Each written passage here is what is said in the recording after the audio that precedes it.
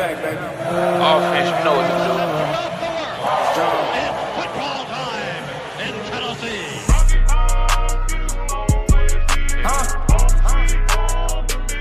Yes, Get this Tennessee.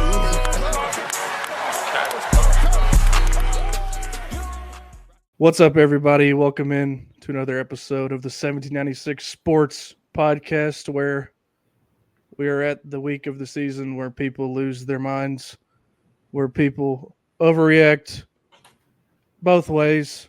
It is Florida week. A bad Florida team coming into Neyland Stadium, but we've seen this movie before. Tennessee's going to have to play well to pull this one out. Bryce, what are your first thoughts just looking at this matchup? Well, looking at the matchup based off of how the teams have played this season and coaching staffs and all of that, I think Tennessee has a very clear edge. However, it's Florida, and any Vol fan knows you can never just mark Florida an easy win. So I'm not naive. I'm not going to say, anything crazy. I do think Tennessee matches up well, but not well enough to where I'm not nervous. Well, what about you? I wouldn't say I'm nervous. I just know the importance of this game and the weight it can bear on the rest of the season. And it just so happens to be the team that you've struggled to beat in the last 20 years. So if I saw the opponent and it didn't say Florida on any of these stats, I would think we're going to win by 3 touchdowns easily. But again, it's Florida. The good news, though, is that it's in Neyland Stadium. Those are my first thoughts. Well, to be fair, you would have thought the same thing last week, and that didn't go well. Yeah, I mean, that's true. It just shows you got to come to play every week in the SEC. You can't go, as Dylan Sampson would say, through a bye week, lackadaisical, which I don't like. Another candid moment in a press conference after a loss from a Tennessee player, which I really wish they would just fucking lie. Like, it's just embarrassing. Dude, because do you remember last year when Elijah Herring said what he said after the Alabama game? Yeah. Like, just lie. Like, don't say that. That makes everybody look terrible, him and the coaches. But to his credit, he was about the only one who showed up. But See, I kind of have the opposite take, really. I kind of like when they slip and give us some insight, because that you're just going to get coach speak and stereotypical, coach better, play better. So I kind of like it when somebody slips up and is like, nah, we didn't try and practice this week. I mean, it's a perfectly reasonable explanation for what happened.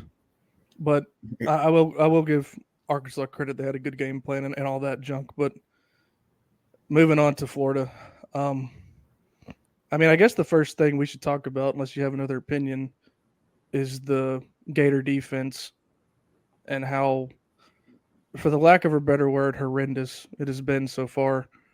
And really, besides Miami, they haven't faced a juggernaut offensively. I guess you could argue UCF, but UCF is just, they don't have the talent. So what are your first thoughts when you look at this Florida defense, Bryce? Yeah, the thing that they're somewhat decent at is getting pressure. By no means are they a amazing, sack team, but they are near the top of the country. That's about their best defensive statistic is sacks, which in total defense, total defense, Arkansas is actually 39th, which might surprise some people. But then Florida is all the way down at 96th. So It isn't the same. It's definitely not the same. In terms of, sacks, though, Florida is better than Arkansas. They have 13 sacks on the season. They're 28, tied for 28th. So they can get some pressure, which our offensive line has been shaky at best lately. I would say that's probably our number one concern is the Vols line. And I'm just putting all that out there to say that this is not an elite pass rushing unit, but it's good enough to exploit a bad offensive line. So that worries me. Yeah. I mean, the thing for Florida on their defensive line is it takes a small village to block that lard ass they have. I always forget his name. Desmond The Watson. Yeah, the 400-pounder who takes up like 5 yards just squatting, and you have to pay attention to him, or he'll be in the backfield just standing there in the way. He doesn't have to do much else, and I guess that helps them tremendously in getting a decent pass rush. But I expect a bounce back from the offensive line, considering how horribly Tennessee's line played last week, and if they don't, like you said, it could cause trouble on Saturday night. For sure. And I wanted to point out that Florida is better. They are better against the pass than they are against the run.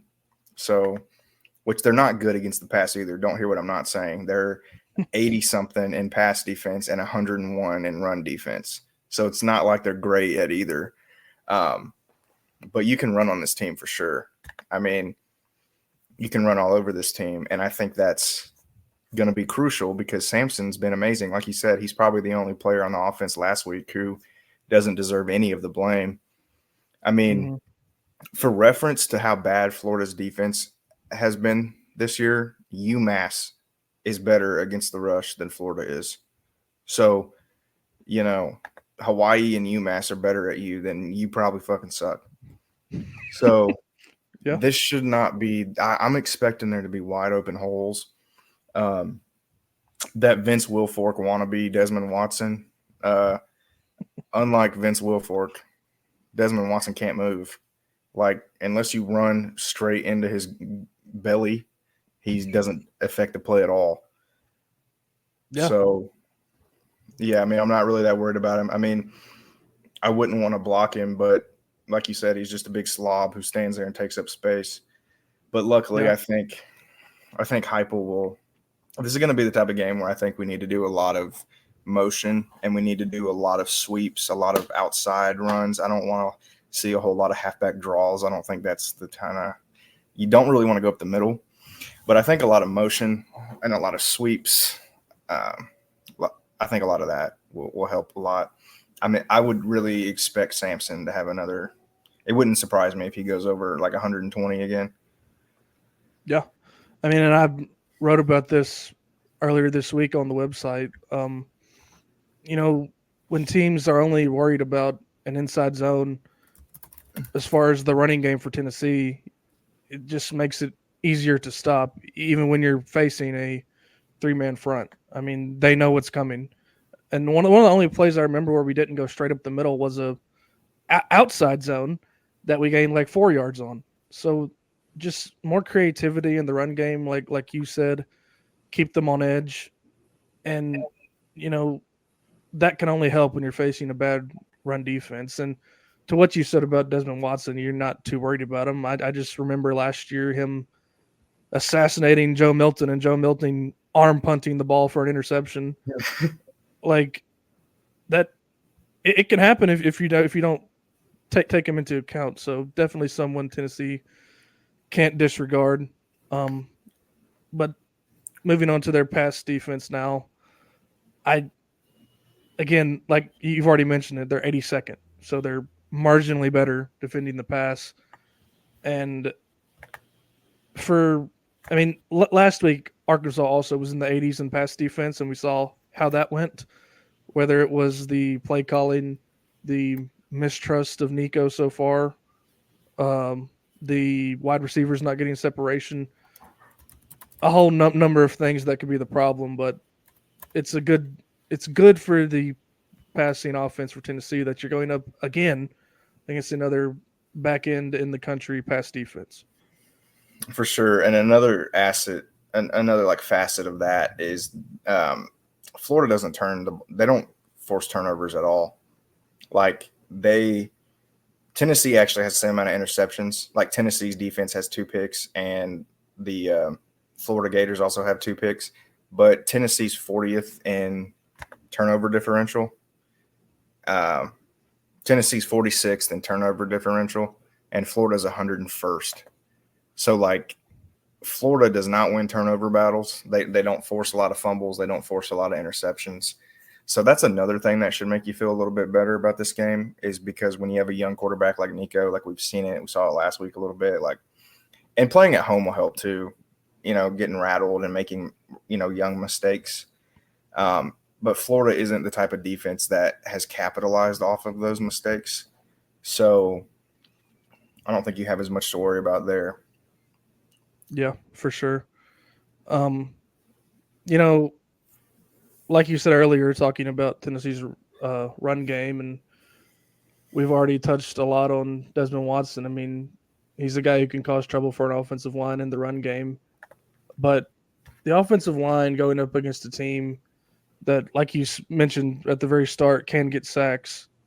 I mean, the passing game is going to be nothing if the offensive line performs like they have in the last 2 games for Tennessee.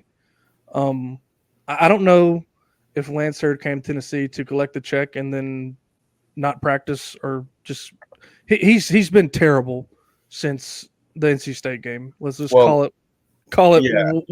What it is. Let's talk about the elephant in the room then, because privately we talked about this.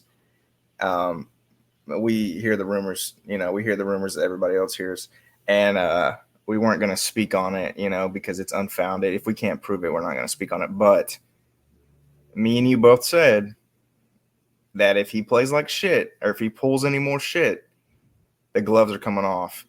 And I think it's fair to say the rumors appear to be true to me. Like, yeah.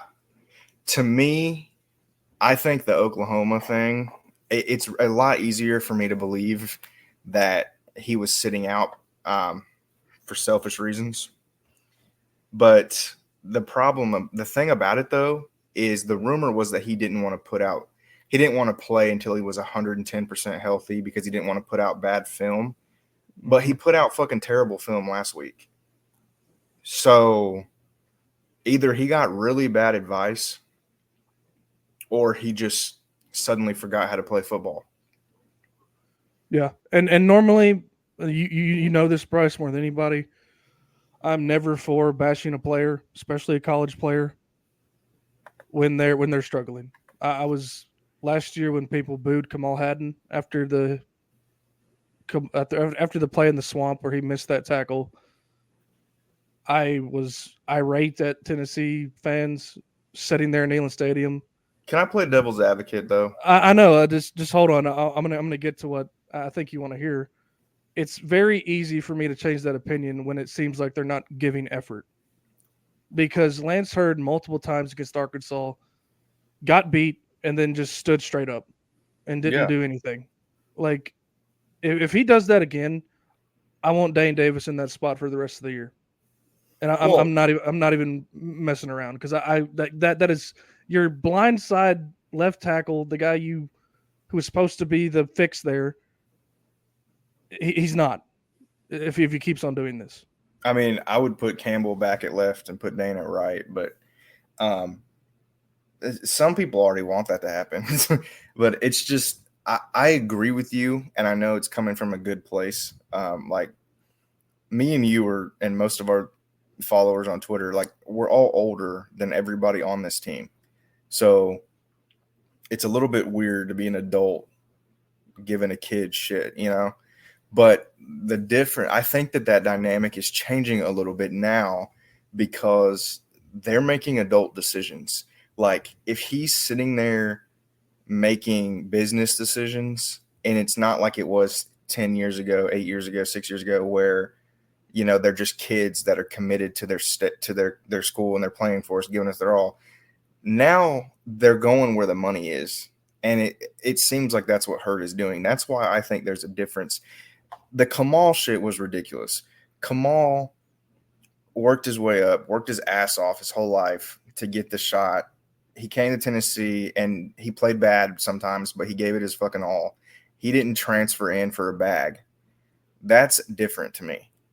When you get all this hype about how you're going to come in and fix the left side and, our incumbent left tackle might be a little bit pissed because he gets bumped out for you to the right side, and now you're playing like shit. Like, Yeah. I think you have the right to criticize that. Yeah, I completely agree. Like, if he was a And true freshman, sorry, the last thing, if Lance Hurd was a true freshman who committed to Tennessee and he came in and impressed and kicked Campbell out to the right side, I wouldn't be as comfortable shit talking him.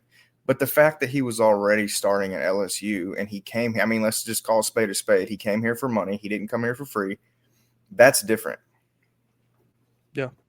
Was he starting at LSU? I thought the whole reason he left was because their line is damn good, and No, he wasn't wasn't starting at left tackle. That was why he was. Yeah. That's right. But it's not like we're the only school that offered him that job. I mean, he probably could have been a left tackle at like 9 SEC schools. Yeah, for sure. And the last thing I'll say about this topic, just on the whole Lance Hurd issue, is this is kind of what you get for going into the portal to get a bookend tackle. Like and this falls on Josh Heupel number 1, Glenn Ellerbe number 2, and their lack of development over the last 4 years since they've been here to not start an offensive lineman that they've recruited at Tennessee. It's been transfers. 100%. It's been transfers or Pruitt leftovers, and I wrote about this too. Next year he will have no choice but to find somebody he's developed and hope they can play. Well, I mean, Florida State is the example I like to use for the transfer portal not being all it's cracked up to be, because it's easy when you look at it. It's kind of like an NFL free agency in a way. Like the teams who spend hundreds of millions of free agency typically are not the best. Look at the 24 Titans. Look at the Jaguars every year. Like, the teams who build through the draft are the best. Look at the Packers, who always have a 7th-round draft pick, steps into a starting role and is phenomenal. It's the same thing with the transfer portal. And Florida State is a perfect example of this. I don't know if you've paid attention to this, Ryan. Florida State is like one of the most recognizable college football brands. Like, I think outside of the SEC, they're probably top 3 non-SEC recognizable teams. And do you know where their recruiting class is for 2025? Just guess. In the 60s. It's in the 50s. Like, they don't even bother. Florida State, you would think, would be like a top 15 class at worst. And they are in the 50s because they don't even bother recruiting high school. They try to build their team through the transfer portal, and look how it's worked. Like, they're terrible. It's especially when you have college kids that you're dealing with. There's no chemistry there. It's when you have a bunch of people that you paid to be there. There's not necessarily – I'm not saying there's never buy-in, but you're not as likely to have buy-in. You're not as likely to have them feel like they earned it. So the transfer portal is great when you're supplementing talent, like your Jermon McCoys, your Jacoby Thomases, when you're filling in spots like that. But or if you need a quarterback for a year. But when you're looking for development, when you're looking for tackles and edge rushers, I think the hit and miss is there's a lot more misses than people think. Well, the bottom line is, and Nick Saban has said this, is they're in the portal for a reason. Yeah. I mean, think about this. Who's Tennessee's best transfer since Heupel's been there? I mean, there's 2 answers, really. I don't think I might have a different answer, but who are you? Well, it kind of counts more towards Pruitt, but Hendon Hooker, obviously. And then Brew McCoy. Yeah. Like, anybody else, and Jermod McCoy so far has been. He will be on that list. He's been excellent through 5 games, but other than that, I mean, Campbell's been serviceable. I think the reason we're not talking about Campbell is because he's nursing injuries, chronic injuries. Like, Peely's been good. Yeah, and Peely's been good so far this year too. But talking about Campbell, I mean, he's obviously giving effort. He's just dealing with all these injuries and he's fighting through it. And that's the reason I'm not down on him. He wasn't great either. He was the 2nd worst player PFF wise for the Vols against Arkansas. But I guess Yeah, that I can mean, it. go. It's just I don't know. Like you said, it's fine. The portal is fine when you're supplementing, but to rely on that and Pruitt leftovers for an entire unit, and we're in year 4, it's going to catch up with them if they don't fix it. That's the So thing. Like that's what I was gonna say. That's a great point. This would be understandable if it was year 2, maybe even year 3, but Heupel's been there long enough that he should have a couple of guys that he's comfortable starting that he recruited, and he's obviously not. You don't pay Lance Hurd if you're comfortable with who you have on the roster. yeah, And like, I mean, look at Ole Miss. Ole Miss got a lot of hype because they brought in the number 1 transfer portal class, and they still lost to Kentucky. So it doesn't always matter. Like Saban said and you said, if they're in the portal, there's a reason. There's either some character concerns or effort concerns. Like it's just a thing. Unless you come from like the FCS or unless you come from like a MAC school, there's going to be a reason that you're trying to leave a Power 5 school. So hopefully this is a lesson to not rely on the portal to fill starting spots every year, because it just isn't going to work consistently. I mean, you're going to get your Jermon McCoys and your Brew McCoys, but you're not going to get that, reliable consistently, yeah. And I guess the other reason to be in the portal is you're looking for playing time. And I don't say all this to say everybody in the portal's a bust and a prima donna or some criminal or whatever. I just say it to say it's not something you should rely on in year 4 for probably the most important unit on a football team. So, moving on from that, what in your eyes, Bryce, do you want to see from Tennessee's offense to give you confidence moving forward through the rest of the year? And this is easy. I want to see cohesiveness, and I want to see the playbook opened. I don't want to see, like, you'll know exactly what I mean when I say this. Last week, it looked like it looked like we were playing Austin Peay again. Mm-hmm. So if anybody remembers the Austin Peay game last year, it was just the laziest, and rightfully so, because we would go on to find out that Joe Milton sucked. But it was wide receiver screen, wide receiver screen, wide receiver screen, and it worked against Austin Peay because FCS defensive backs get bullied by the receiver screens, and you can do that. But when you're playing up against Arkansas, who has SEC, I mean, listen, say what you want. It's Arkansas. We should never lose to Arkansas. Arkansas has some legit athletes on their team, and they play hard. Like, Arkansas has 0 quit, and they played with a chip on their shoulder. And every SEC, Florida's going to do that too. So none of this bullshit, safe, conservative stuff.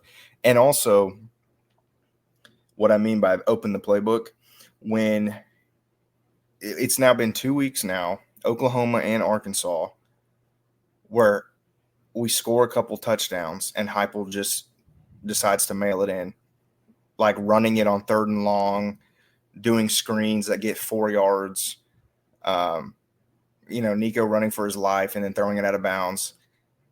It's like, why are we not on our scoring drives? We look so methodical, and Nico's going through his progressions and he's finding somebody open, or, Sampson's out in the flat and he runs for 18 yards. Like, when we're on, we're on. But it's like anytime we get a lead, Heupel is just like, that's good enough. And the creativity goes out the window. And I don't feel like it used to be like that.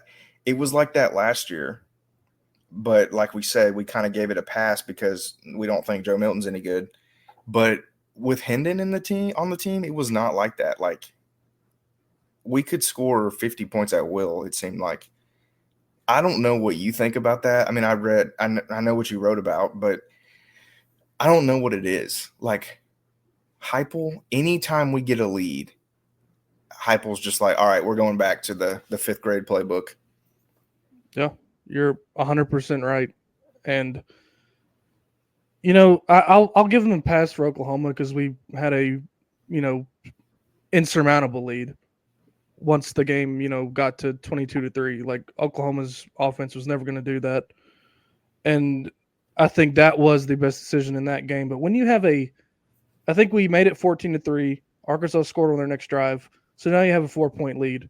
And like you said, he continues to do the vanilla ass playbook. I might be wrong, but I'm pretty sure when we were up by 4 is when he decided to do a halfback draw on like 3rd and 18. Yeah, it's just like you said, and like I've said it twice now in the last year and a half. It's like somebody has kidnapped Heupel, and this is not truly him. And I understand teams have been drilling the 3-man front and the 5 or 6 defenders on the back end into the ground against Tennessee, and that might be the reason we're not seeing as many downfield shots. That might be the reason the receivers aren't getting open enough, and that might be the reason Nico is running for his life at a lot of the times, at least on Saturday against Arkansas. But there's things to do against a defense that's playing that far off to gain yards. And it just seems like the thing that pisses me off about it. Yeah, I mean, the NFL now, everybody runs 2 high safeties, and the Chiefs still move the ball. The Texans still move the ball. Like, run screens, run drags, run slants, run something quick, run, something different than a wide receiver screen to the boundary or an inside zone up the middle. I do not buy for a second that them playing 6 men on the back end is the kryptonite to Tennessee's offense. Well, and the sad part about it is most of the time against Arkansas, at least, I'd be lying if I said I knew that was the case in the other games, but against Arkansas, at least, they weren't even blitzing and they were getting pressure. Mm-hmm.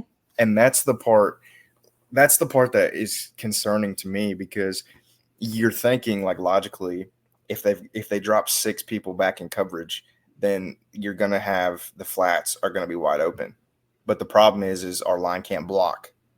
So that does make a little bit of sense to me. Like, so Nico doesn't have time for things to progress, and then even when they do progress, he can't get the ball to them because he's getting sacked. So, like, I understand that. But like you said, get the ball out of his hands quick. Do some little, like, slants. Do some drag routes. You have receivers that have speed. It's not like, Brew McCoy is the possession receiver, but Thornton can take the top off of a defense. Sampson's dynamic with the ball in his hands. Where's Holden Stays? Mm-hmm. I'll answer that right now. He's in the backfield blocking on Lance Hurd's side. That's where he is. Yeah, he's chipping when he was paid a pretty substantial sum, and it wasn't to chip. Mm-hmm. And it just seems like on paper, this team, this offense, and granted, I know it's Kent State, and Kent State is fucking horrible. Like, Kent State would lose to a lot of FCS teams, and they did lose to an FCS team. But you don't have to – the disparity between how we looked versus Kent State and how we've looked against 2 SEC teams is absurd. Like, there has to be some middle ground there where we scored 70 against Kent State and we score in the teens against the SEC teams. Like, can we not score 30 at least? Because if you can score 30 in every SEC game, you're going to win most of them. Absolutely. I mean, hell, we scored 44 offensive points against NC State. I mean, well, NC State is terrible, but to your point, that's the middle ground to me. Yeah, exactly. I mean, that's better than what it's been. Like, the 2 tight end sets against NC State dominated them. It helped us run the ball. It opened up a lot of things about a month ago now. But where was that against Arkansas? Where was that against, Oklahoma in the second half? I like you said, the original answer to my question that you had, just open the shit up, because you're once again playing a bad defense. Like, we're going to see better defenses than Florida. And if we can't do it against Florida, we're destined for another average season for 2 years in a row. Well, here's the thing, and I don't know what scenario is worse. Is it worse if our offensive issues are truly only a problem on the road? Or is it worse if our issues are just against good teams? Because I don't really know which one is worse, because you can't play every game at home. So we can't just score 40, 50, 60 points at home and then put up stinkers on the road. Like that's not a good team. But you also can't just suck against quality athletes. Like NC State is a Power 5 team. They're in a Power 4 team, I guess. And NC State's in the ACC, but they don't have SEC level athletes. They don't have special athletes on their defense, and that was apparent. Like we won against NC State because we just have we have freak athletes and they don't. And you can't out freak other SEC teams unless it's Mississippi State. Nope. And that's the thing. Like I don't know what is worse, because if it's truly just a road problem, then that means it's a coaching problem. Yeah. I mean, I really think both scenarios fall on coaching, but to me, like, I just the main key, if you're a defense and you want to stop Tennessee, is can you stop Tennessee's run with a 3-man front and 2 linebackers and maybe a safety leaking into the box? If you can do that, you're probably going to beat Tennessee. And that's what NC State tried, and it failed miserably because, like you said, they don't have the athletes. That's what a lot of teams have tried. And Georgia and a few other teams have been the only ones that have been able to do that. And go ahead and add Arkansas to that list, because I know, and like you said, it's on the road. Josh Apple's always had problems on the road. We thought they were fixed 2 weeks ago, or I guess 3 weeks ago now against Oklahoma. But I don't know. I'll end this segment on a positive note. I do think the offense rebounds, and I do think he opens it up. I said this on Sunday on our reaction podcast to the Arkansas game. I'd never buy into the secret Florida playbook theory. I think that's nonsense. But I do think that listen to this for a second. Do you think Heupel he finally has a good defense, so he's playing to that defense to a fault? Yeah. I mean, it's an interesting thought. Like if we had a shitty defense, do you think he'd be more ballsy? 100%. 1,000%. Like, would you rather have seen Nico throw an interception or two, but Tennessee score 38 points on Saturday? Basically, we'd be like last year's LSU team. Yeah. I mean, that's before you answer. I mean, that's exactly the scenario in 2022. You need to have a good defense, so he was balls to the wall all the time on offense. Well, again, it goes back to there needs to be a middle ground. Like, you have a good defense, but that doesn't mean you have to play like a pussy. Yeah. Like, just imagine, and guess what? I hate to break it to you. The defense ain't going to be so good after 8 SEC games, especially when they're on the field as much as they are. Yeah. Just because, I mean, listen, I'm not trying to be negative here. I think our defense is great. I think we've got a couple NFL players on our defense. But they haven't really played anybody. I mean, Oklahoma with a terrible quarterback and Arkansas with a mid quarterback. You know what I'm saying here? Like, why don't we wait until we play Georgia or Alabama before we, get comfortable with our defense so much? It's just – and even if the defense is the 85 Bears, you still have to have a functioning offense to win games in the SEC. It's almost like – I don't think this is true, but it's almost like Heupel is just fine with 8 or 9 wins a year. It certainly has seemed like it in the last year and a half. Like, I don't know if that's an overreaction or not, but like you said, he gets a lead and he just wants to sit on it. We just want to get out of here, rely on our tough defense. Like, where did that come from? Like, that was never a thing at UCF. Nope. And that's my – sorry, go ahead. No, go. I mean, and that's why I proposed that, is that he's never had this as a head coach. He's never had a decent defense. I mean, say what you want about who the defense has played. I think they're awesome. I think they're elite. At the very least, they're a damn sight better than they've been at. They're a damn sight better. Yeah, I mean, there's no question. I mean, and the bottom line is, when you hold a team to 19 points, it really would have been 16 if they didn't let them score. Josh Heupel wins that game 95% of the time, but for whatever reason, he just sat on his ass coaching offensively.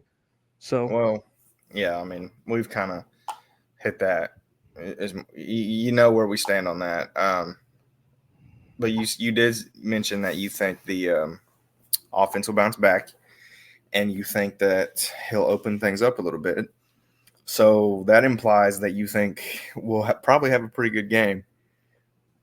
Yep. I do want to talk, before we get into our score predictions and stuff, I wanted to talk about the offense for Florida, because we talked about Florida's defense and we talked about Tennessee's offense and defense. Florida's offense. So first, I want to ask you, is there anybody on Florida's offense or anything about Florida's offense that scares you or makes you, nervous? I mean, Montrell Johnson is a decent running back, but Tennessee's run defense has been good for the last 2 years, so I think we can contain him. I mean, the one thing that scares me is one quarterback for Florida. I mean, and we've seen this as Tennessee fans. Whoever starts or plays the most of the snaps early on in that game is terrible, and then the other one comes in and lights us up. I know that's a Florida boogeyman thought as a Tennessee fan, but that's the main thing that I'm scared of. Yeah, I mean, I think DJ Lagway will be good probably, but right now Graham Mertz is the better, option. Like, I would rather play against Lagway than Mertz, just to be honest. But Mertz is just a boring quarterback. Like, against UCF last week, like, they beat UCF pretty handily. I mean, it was 24-13. Mertz completed 19 of 23 passes for 179 yards with one touchdown. Like, he doesn't light the world on fire, but he doesn't make a ton of mistakes. I mean, he's a veteran quarterback. He started at 2 different schools, so he's competent. Like, he's not going to be in the NFL, but he knows what he's doing. So I wouldn't say I'm scared of Graham Mertz, but I don't think he's going to throw the game away by any means. I don't think he's going to make egregious errors all day or anything like that. Their passing offense is way better than their rushing offense. They're like 80th in rushing, and they are 35th in passing. So they can pass the ball. They can make some stuff happen through the air, but their run game, I think, will be a non-factor against Tennessee's defense, at least. The difference in this Florida team and other Florida teams is their skill position players are not special, in my opinion. Like, I've watched a lot of Florida game. Every Florida game this year I've watched, except for the Sanford one, because it's fun to laugh at them. And none of their skill – you might disagree, but none of their skill position players catch my eye. Like, for the first time in a long time, like, I feel like they don't have any skill position players that are just like, damn, you got to watch out for that guy.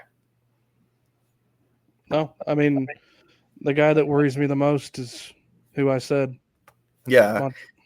Yeah, I mean, he's a solid running back, but I like our matchup there. And like not Montrell Johnson, that's wrong. Elijah Badger is, he's a decent receiver. He would be our best receiver so far in terms of yards. but like him and Chimera Dike, like they're just not that special to me. Like I'm not worried about it.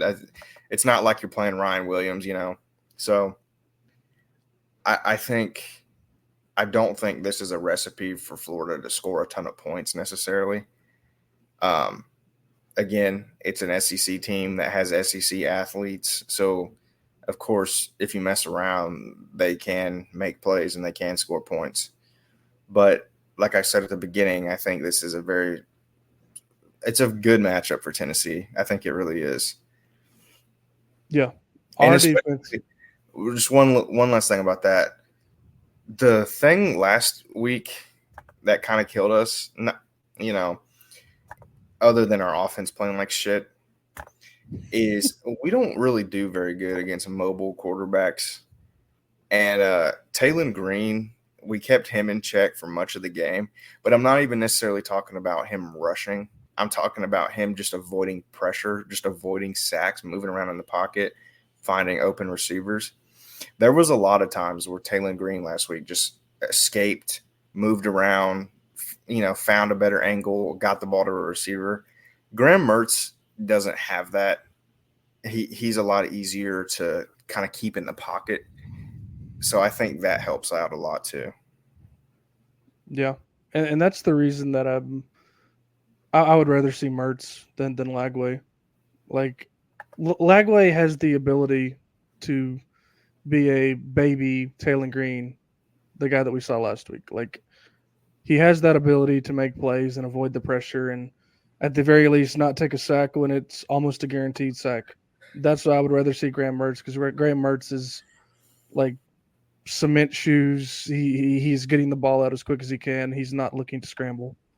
And I know last year in the first half he was making plays, but our linebackers last year were nowhere near as good as they are this year.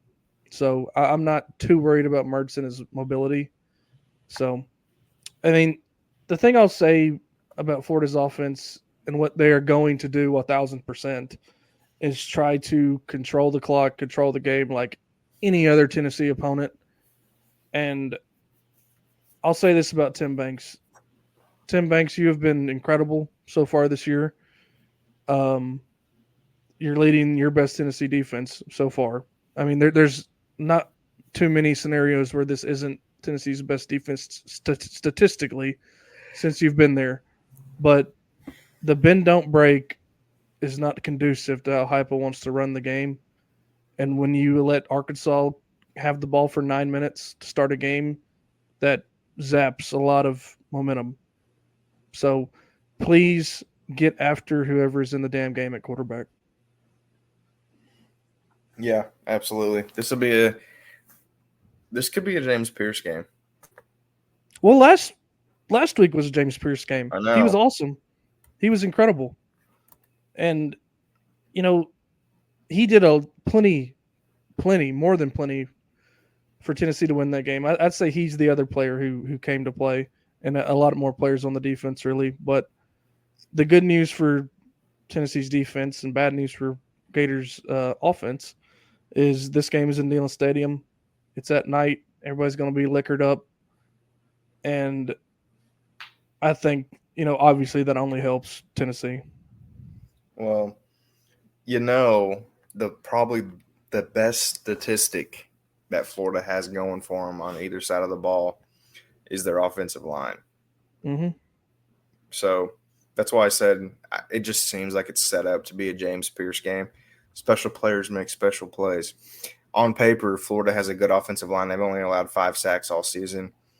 Part of that's because Lagway is good at avoiding sacks, and he played in 3 games. But still, I think that is a little misleading. Only the 5 sacks allowed. I think that's going to show up this weekend. I'll just say that. I think Tim Banks is going to dial some exotic looks up. I think we'll make some. I think we'll make some plays, and we'll get in the backfield all night, I think. Yeah. I mean, like you said, Lagway's good at avoiding sacks, and Mertz is good at getting the ball out quick. So it seems like a game where James Pierce can be effective. I mean, if you're planning on getting the ball out quick, but James Pierce is there in a second, not much you can do. And if he's trying to get the ball out quick and James Pierce is there, like you said, it could be a special play, whether it be a strip sack, an interception, whatever. So I think that bodes well for Tennessee's defense. And really, the only front that Florida has played so far, talking about their offensive line, that is even remotely comparable to Tennessee's is Texas A&M, and they did not play very well on offense in that game. So that also bodes well for the Vols. You want to get into score prediction? Yes, I do. So But before we do that, it's interesting little stat here is hold on, where'd it go? All right, so in Florida's games this year, right, they have scored 17 points, 45, 20, 45, and 24. So the two 45s were against an FCS team and Mississippi State, who might as well be an FCS team. Yeah. The 24 was against UCF, who by no means has a good defense. The 20 was against Texas A&M, who does have a good defense, and the only reason they got 20 is because of garbage time. Yep. And then 17 against Miami, and 7 of those were garbage time.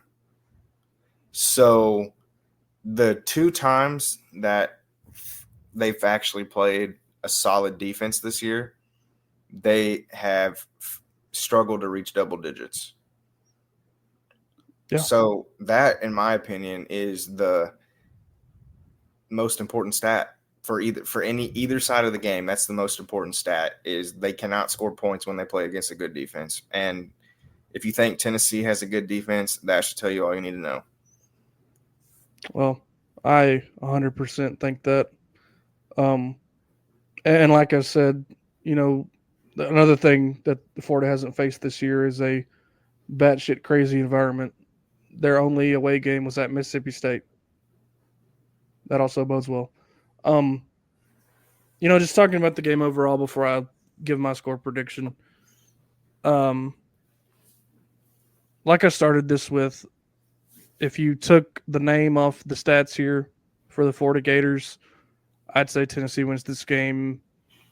I said 3 touchdowns earlier, but I really think more than that. But the fact is, it is Florida. Florida always plays well against Tennessee. But the thing to me that just irks me to no end is that a lot of people in that stadium on Saturday night will be waiting for something bad to happen. And, even when there's like, I won't say, hold on, damn it. I won't say everybody in the stadium will have that attitude, but I will say a good 20% will have that attitude. And then when 20,000 people have lemon booty and are putting that energy into the air, it doesn't fucking help. And it pisses me off. So if you're going to be at that game Saturday night, please don't be a bitch. Just please don't be a bitch. If something goes wrong early, it's a 60-minute game. And I'll end that piece with, I understand it's Florida and people get crazy, but just bear with them for a second. Damn it, please. Mistakes happen in a football game. And if Tennessee can just rebound from them, if they do happen, Tennessee will be fine, because the bottom line is Tennessee is a better football team than Florida, and you're playing in Neyland Stadium. So as far as how the game will go, like we've discussed, I think James Pierce has a day. I think really the defensive line as a whole has a day. I think the secondary plays well enough, keeps them in front to prevent the big plays. And offensively, I know we were very, very negative earlier about the offense, but how can we not be based on the last 2 performances? But with that being said, I do think this is a rebound game for the offense. You're back in Neyland for the first time in what will almost be a month. You're not going to be facing anybody screaming at you. You're going to be in an environment where you can put up points against a bad defense, and I think Tennessee will. And as far as the score prediction, I will go with the Vols 38 and the Gators 21. Okay. All right. So are you expecting it to be kind of like 38-14 and then they get like a garbage time score or something? I'm expecting it to be like 31-21, middle of the fourth quarter, and then James Pierce makes the play we've been talking about. And either sets up the offense on a short field or the defense scores that last touchdown. Sorry, my cat's having a stroke. Yeah, I mean, I agree. I think, God, man, I don't know. Is this my I tried to start off the football season positive, and the Titans flushed that down the drain, and then the Vols go out and lose to my in-laws team. So the neg of all is kind of it's trying to peek its ugly head out, dude. But I'm gonna keep it in. I'm gonna guess that hopefully we get that middle ground that I was talking about earlier. And, the middle ground between 70 points and, 16. So Yeah. I think that our offense will actually look pretty decent. Like you said, I think it'll be opened up. We'll be comfortable because it's at home. I'm going with 41 Tennessee to 20 Florida. And I think it really doesn't feel even as close as that. I just think our guys are pissed because of how last week went, and they're going to take out a lot of anger at home against probably our most hated rival. Yeah. 100%.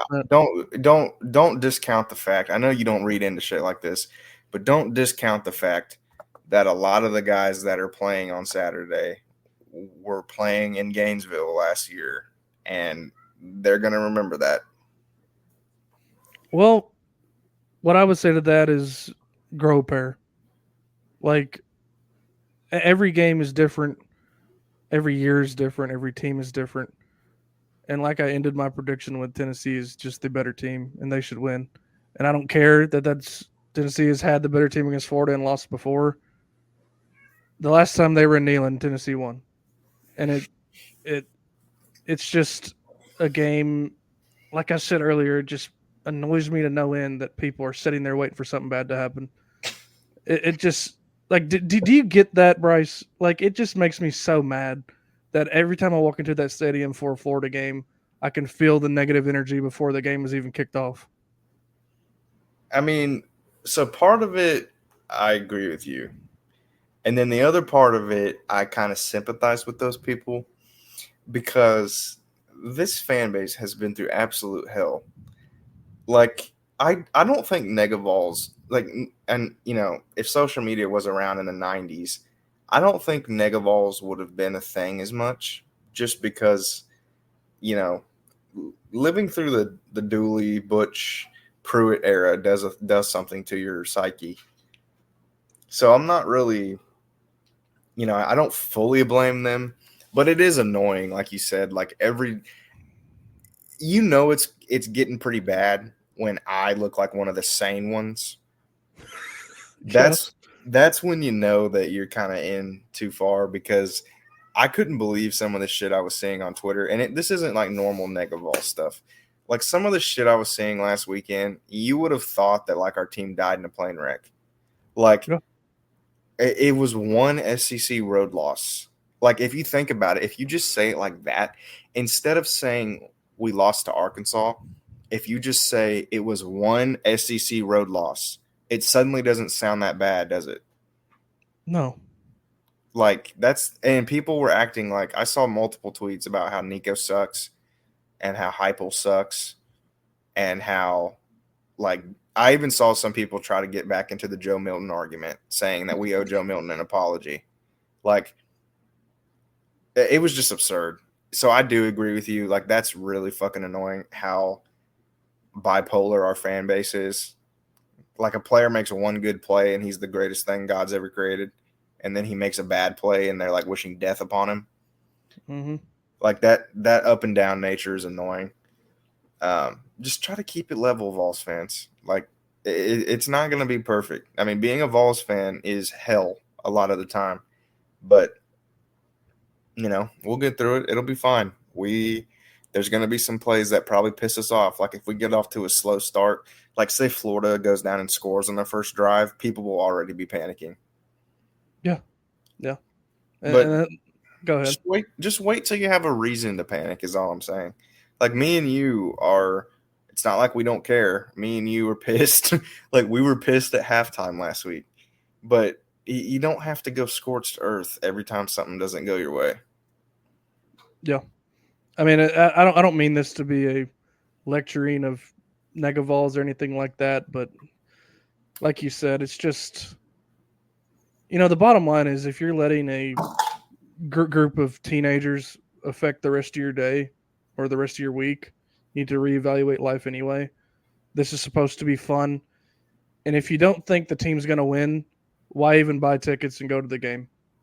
Just it's supposed to be fun, people. Like, just have a good time, and if they lose, go home and cry into your pillow. Don't do it on Twitter. So that's about all I got to say, Bryce, if you don't have anything else.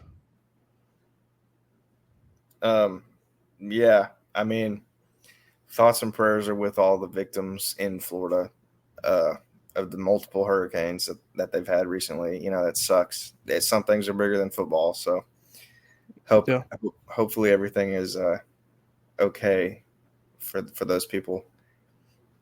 But yeah, go Vols, baby. This is the last thing I'll say since you brought that up. Have you seen the Lieutenant Dan guy who stayed in his boat in Tampa? Dude, that dude's a beast. We need to get him on. Well, that's me after every Florida win. I'm sitting there riding out the hurricane of people freaking out, and when Tennessee comes out on top, I emerge from my tarped sailboat and celebrate. Shout out Lieutenant Dan and go Vols.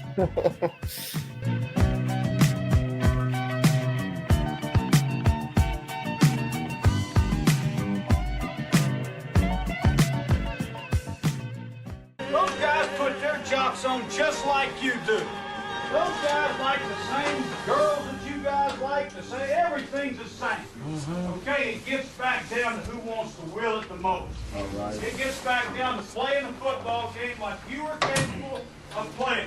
Great fundamentals, great technique, playing the kicking game as winners 100% of the time, playing defense as winners 100% of the time, and playing offense as winners 100% of the time. That doesn't mean that you're going to be perfect all the time. You're not. Okay, but you can darn sure lay it on the line every snap that you're out there, every play that you're out there. Come into this locker room when it's all over with absolute zero regret. Whatever's on that scoreboard, so be it. For 60 minutes, you lay it on the line, every play that you're out there, and you win this football game in a big way. You get the ball back for us, defense, you strictly take it away from them.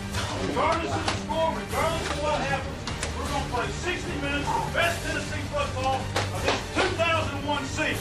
And then Captain, up here, let's get ready to go. Let's go.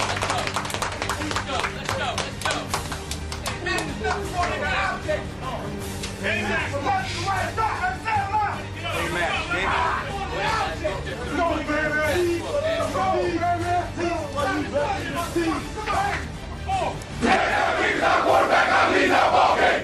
No question about protecting our kickers, our quarterback, our lead. We get that ball game, we keep pounding that rock. Number 5. Ball eyes, cover, 5 touchdowns, 2 games, back, this is what it is. Winning edges, offense, football. Number 6. Wrestling game here.